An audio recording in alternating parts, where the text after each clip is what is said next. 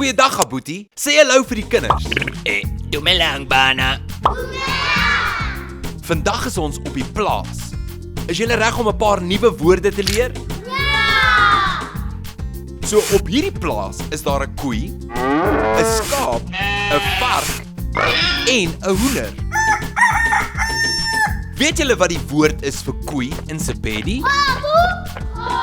Baie mooi. Dis kom. Dumela komo. En wat is die woord vir skaap in Sepedi? Dis reg. Dis nku. Dumela nku. Nou wat is die woord vir vark in Sepedi? Kolobe! Baie mooi. Dis kolobe. Dumela kolobe. En wat is die woord vir hoender in Sepedi? Dis reg. Dis gogo. Dumela kogo.